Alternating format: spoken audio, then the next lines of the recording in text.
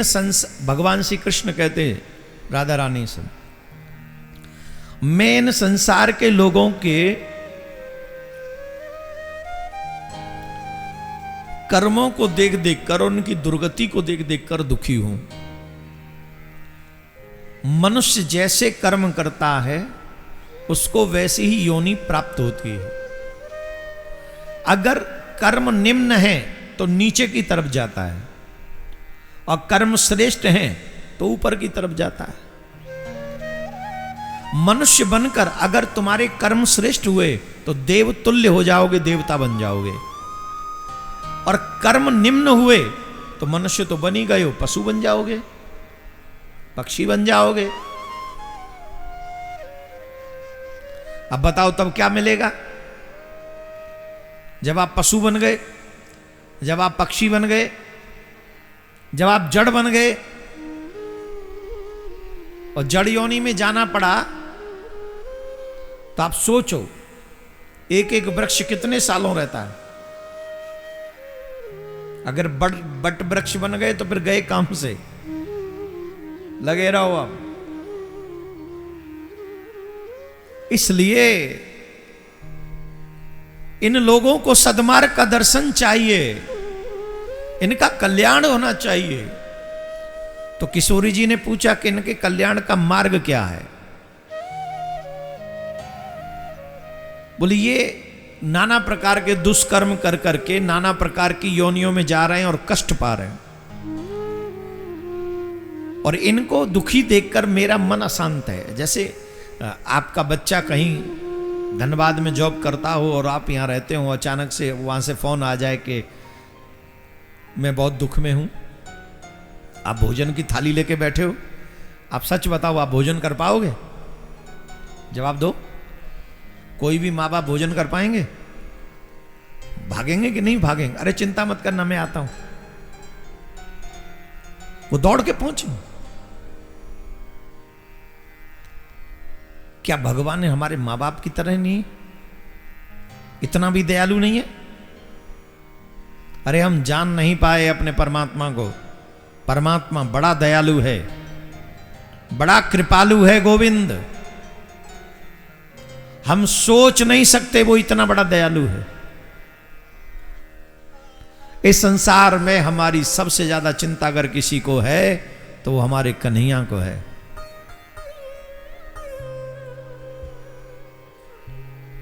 एक बात हमें किसी ने सुनाई, काफी लोगों ने उसे हमारी वॉइस में डब करके पता नहीं कहां कहां डाला है, पर बात अच्छी है। अच्छी बात तो शेयर भी करनी चाहिए। बहुत अच्छी बात यह है, भगवान को हमारी कितनी चिंता है। एक कवि ने लिखा है, मैं क्यों करूं चिंता, मैं क्यों करूं चिंता खुद की, उसे चिंता हमारी है। मैं क्यों करूं चिंता खुद की, उसे चिंता हमारी है। कृष्ण भक्तों का रक्षक सुदर्शन चक्रधारी है। कृष्ण भक्तों का रक्षक सुदर्शन चक्रधार। अब बताओ, जिसकी रक्षा सुदर्शन चक्र वाला कर रहा हो उसे विघ्न कौन पहुंचा सकता? बोलो, पहुंचा सकता है कोई? पर यह विश्वास हमें लाना होगा, यह विश्वास हमें हमारे बच्चों को देना होगा कि हम सबका रक्षक वो सुदर्शन चक्रधारी है। आप उसके प्रति समर्पित हुइए, जागृत हुइए।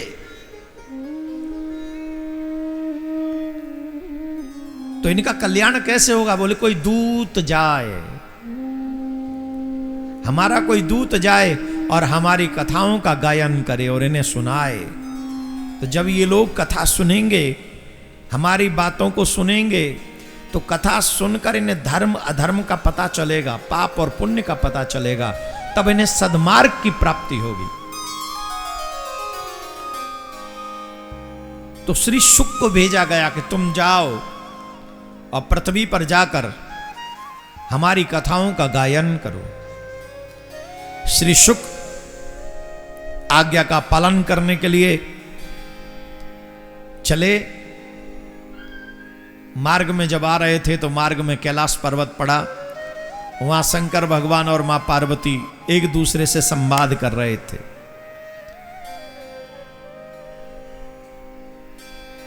किन किन के घरों में पति पत्नी में लड़ाई होती है? जिन जिन के घरों में पति पत्नी की लड़ाई होती है हाथ उठाओ। घूंघट करके उठा लो, घूंघट कर लो, किसी को पता भी नहीं चलेगा रहा आपने हाथ उठाया। हाँ, मजाक नहीं। बताओ किस किस के घर में लड़ाई होती? अरे वाह, झारखंड वाले तो बड़े अच्छे, यहां तो लड़ाई होती ही नहीं।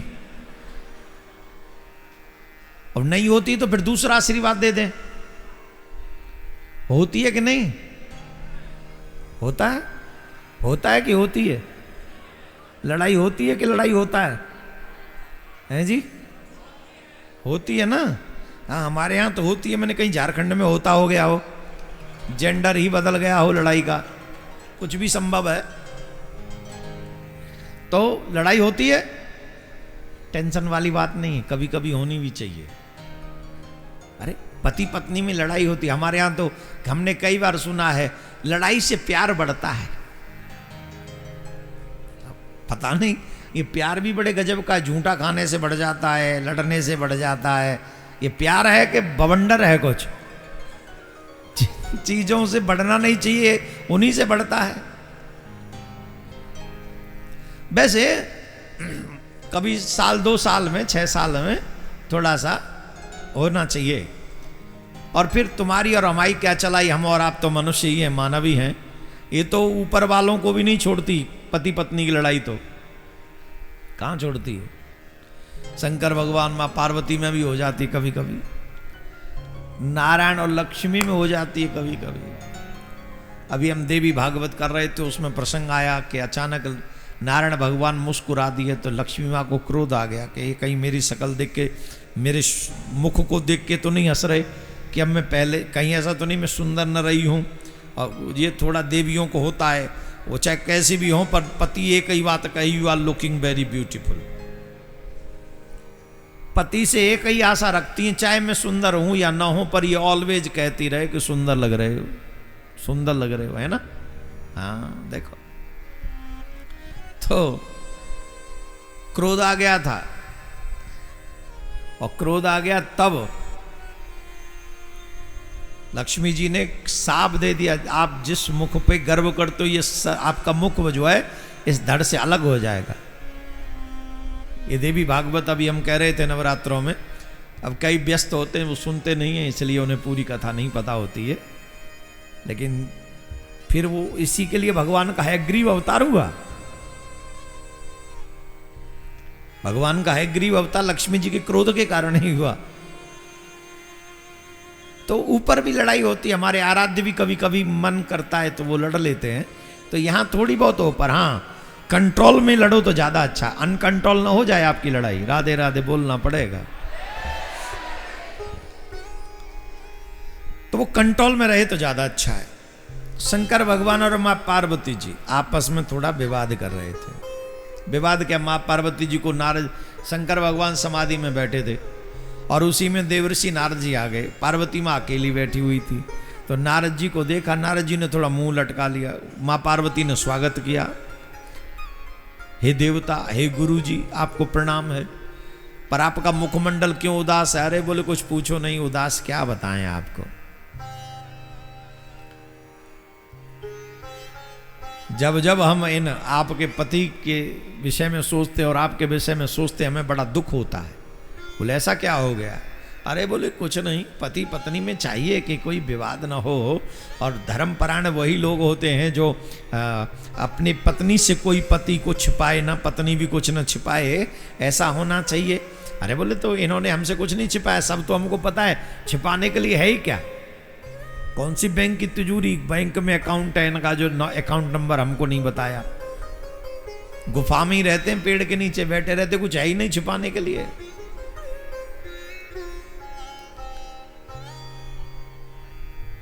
बहुत बहुत छिपा है, आप नहीं जानते, अगर हम बता देंगे तो आप लोग कहेंगे हम लड़ाई करवाते हैं। बोले नहीं नहीं बताइए, ऐसी क्या बात है? बोले इन्होंने आपको बताया गले में मुंडमाला क्यों पहनते हैं? इन्होंने कभी बताया या अपने अंग पे भस्म क्यों रमाते हैं? तो मां पार्वती बोली मैंने कभी पूछा नहीं इसलिए इन्होंने बताया नहीं, अगर मैं पूछती तो शायद बताते। अरे बोले बताया कि नहीं? बोले नहीं बताया। बोले जब ये नहीं बताया तो वो तो बताया ही नहीं होगा। बोले वो क्या? बोले वो नहीं बताऊंगा मैं, वो बता दिया तो बहुत बड़ा विवाद हो जाएगा। बाबा ने जब कहा वो नहीं बताऊंगा, और देवियां तो देवियां होती हैं, जो यहां बैठी मैं उनसे नहीं कह रहा हूं, आप तो वाकई देवी हो, हाँ मैं तो उनसे कह रहा हूं जो यहां नहीं आई हैं। उनको अगर पति की आधी बात सुनने को मिले और आधी न सुनने को मिले तो बताओ देवियां क्या करेंगी? उन्हें रोटी हजम होगी? बोलो, बताओ ना बाबा, क्या बात, बताओ ना। अरे नहीं माता जी नहीं बता सकता। बाबा बताओ ना, आप तो हमारे गुरु जी हैं, आप नहीं बताएंगे तो कौन बताएगा? अब लड़ना नहीं? बोले नहीं नहीं मैं नहीं लड़ूंगी। क्यों लड़ना? लड़ने नहीं, और मेरा नाम नहीं आना चाहिए। अरे मतलब ही नहीं। बोले आपको पता है कि बाबा आपसे पहले भी शादीशुदा थे, इनकी एक शादी और हो चुकी है, हैं? अरे देवी सब बर्दाश्त कर लेती हैं, पर ये पहले से ही मैरिड थे, ये बर्दाश्त नहीं होती। ऊपर से एक आ और जाए, आप जानती नहीं मैं इनकी पहली वाली हूं, तो महाराज बवंडर हो जाता है। अरे आप क्या कह रहे हैं? बोले धीरे बोलो, धीरे बोलो, बाबा को पता चल जाएगा मैं यहां हूं।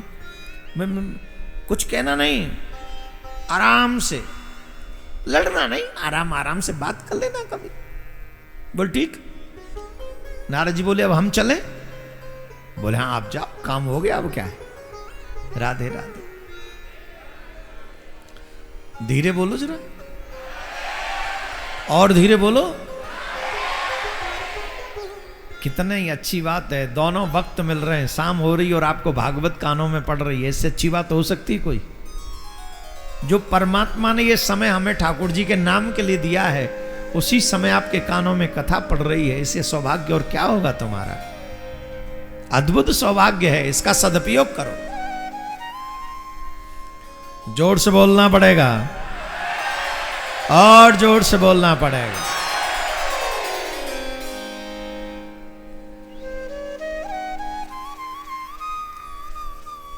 नारद जी चले गए, बाबा समाधि में बैठे थे। अब मां पार्वती जी पे क्या गुजर रही होगी तो माँ ही बताएंगी, कैसा कैसा लग रहा होगा उनको तो वो माँ ही बताएं। कुछ समय बाद बाबा की समाधि खुली, और जब बाबा की समाधि खुली तो बाबा बोले जय श्री राम, जय राम जी की। आजकल जय श्री राम भी बोलो तो ऐसा लगता है जैसे, जोर से बोलो जय श्री राम। अच्छा और धीरे बोलो जय श्री राम, और जोर से बोलो।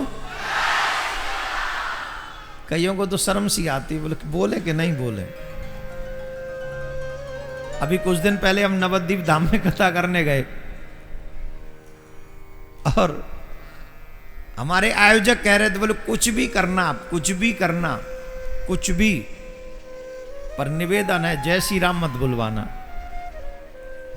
हमने कहा क्यों नहीं बुलवाना भाई, जय श्री, अब तो झारखंड में बैठे यहां तो कह ही सकते हैं। वैसे हम तो वहां भी कह के ही आए, और वहां भी कह सकते, हमें कोई फर्क नहीं पड़ता। ये भारत हमारे ही बाप का है, और भारत के किसी भी कोने पे हम जय श्री राम कह सकते हैं। ये भारत हमारे ही बाप का है, और भारत के किसी भी कोने में हम जय श्री राम कह सकते हैं, और किसी के बाप में हिम्मत नहीं जो हमें जय श्री राम बोलने से रोके भारत में।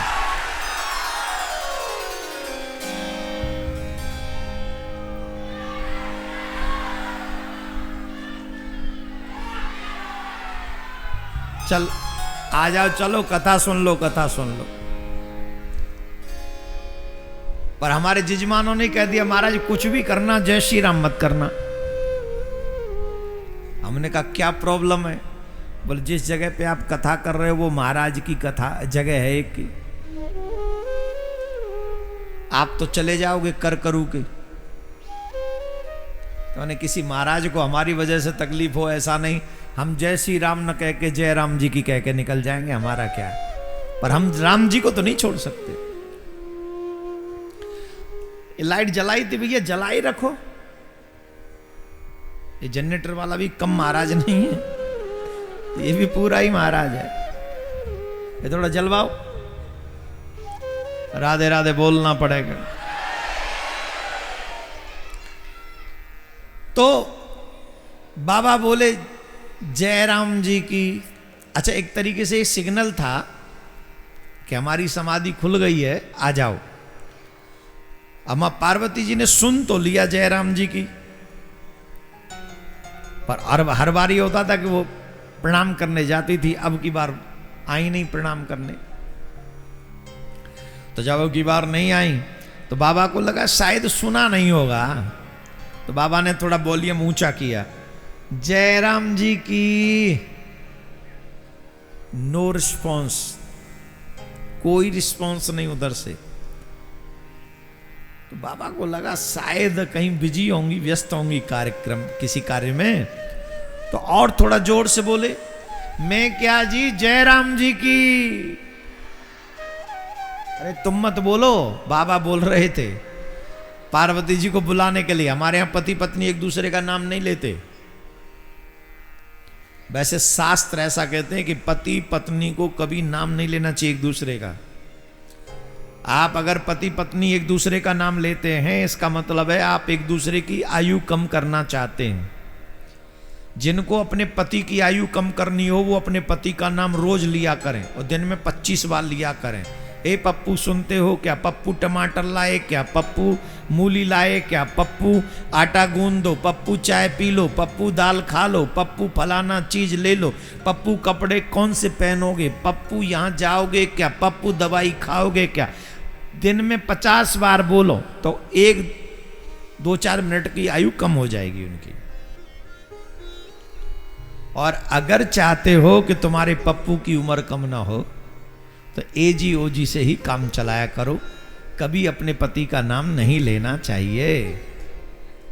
हमने कहा था लाइट जला दो, उन्होंने और कम कर दी। कहीं दीदी ने तो नहीं भेज दिया है इसको यहां। ले और राधे राधे बोलना पड़ेगा, जोर से बोलना पड़ेगा, और जोर से बोलना पड़ेगा। तो अभी भी कोई रिस्पॉन्स नहीं आया, तो बाबा ने थोड़ा और वॉल्यूम, मैं क्या जय राम जी की। पार्वती मैया बोली सुन लिया है, बहरी नहीं हूं, पर मैं नहीं आ रही, वो ही आ रही होगी आपकी पहले वाली। माताएं सीधी सीधी बात नहीं करती, घुमा फिरा के टोंट मारती। वो आ रही होगी आपकी। जब मैंने सुन लिया तो उसने भी तो सुन ही लिया होगा। बाबा बोले पहले वाली, अरे तुम्हें क्या हो गया, इधर आओ, इधर। मैं नहीं आ रही, अच्छा आओ। तो देवियां बड़ी प्रसन्न हो जाती हैं जब पति प्रेम से बुलाए तो। देवियों का, वैसे पतियों को एक बात बता दें हम, जितने भी संसार में पति हमारी बात सुन रहे हैं, अगर चाहते हो कि पत्नी रूठ के तुम्हें तलाक न करे तो हमारी बात सीख लो आज हमेशा के लिए। पत्नी में सबसे अच्छा एक गुण होता है, पत्नी कभी भी परमानेंट गुस्सा नहीं करती। पत्नी हमेशा इस चक्कर में रहती है कब ये सॉरी बोले, कब इसे अपनी गलती का एहसास हो, और कब ये मुझे वो स्वीट हार्ट और क्या बोलते जानू, स्वीट हार्ट, माई स्पेशल लक, और पता नहीं जो जो शब्द, एक नारियल 2 पाइप, थोड़ा सा मतलब 5-10 मिनट आपको मीठा मीठा बोलना चाहिए अपनी वो चाहे सामने से परमाणु बम फेंकती रहे, शब्दों के ही होंगे। वो कौन सी वो वैज्ञानिक है जो उसने परमाणु बम रखे संभाल के पर्स में, उनके पास में एक ही परमाणु बम है, मिसाइल है जिभ्या। इससे वो कोई भी बम फेंके पर 10 मिनट तक तुम्हें अपनी तरफ से कोई फाइटर प्लेन स्टार्ट नहीं करना। तुम्हें तो बस पीस वाला झंडा और स्वीट हार्ट माय डियर फलानी ढिमकी, आहा तो चलो हम कहीं घूमने चलते हैं, माँ चल 10 मिनट तक करना है बस ऐसा। मैं गारंटी से कहता हूं 11वीं मिनट नहीं होगी पत्नी कहेगी ठीक है अब की बार माफ करती हूँ, अगली बार ऐसा सुनने को न मिल जाए तो आपकी देवी जी आपके साथ आ जाएंगी, इतनी अच्छी होती है देवी आपकी, ये सीख लो। 10 मिनट कंट्रोल करना अपनी पत्नी के उन परमाणु बम्बों को, आते हुए रिस्पॉन्स नहीं देना, समझ गए? अच्छा देवियों बताओ, सच्ची सच्ची बताना, यही सच है कि नहीं? अच्छा बोल दो तो मेरी बात प्रमाणित हो जाएगी। हाँ देखो देवियां, अरे आधे से ज्यादा जीवन बीत गया कथा सुनाते सुनाते इन देवियों को, इनसे ज्यादा गुण तो मुझ में आ गए। ये सब मैं जान गया हूं। राधे राधे बोलना पड़ेगा और जोर से बोलना पड़ेगा। तो शंकर भगवान ने कहा अच्छा इधर आओ, क्या बात हुई? बोले आपने मुझे नहीं बताया कि आप गले में मुंडमाला क्यों पहनते हो, आपने कभी नहीं बताया अंग पर भस्म क्यों रमाते हो, और आपने वो भी नहीं बताया। बोले क्या? बोले आपने नहीं बताया पहले से शादीशुदा। भगवान बोले हम सब बता देंगे, जो जो सुनना चाहती हो सब बताएंगे, पर एक बात बताओ, नारद जी तो नहीं आए थे पीछे से? नारद जी तो नहीं आए? हाँ आए थे। तो नारद जी आए थे? बोले हाँ। और तो कोई बात नहीं है, फिर तो इसका मतलब ठीक हो, कंट्रोल में ही है मामला। नारद जी जिनके घर में पहुंच जाए वहां अच्छी अच्छी लीला करवा देते। राधे राधे बोलना पड़ा।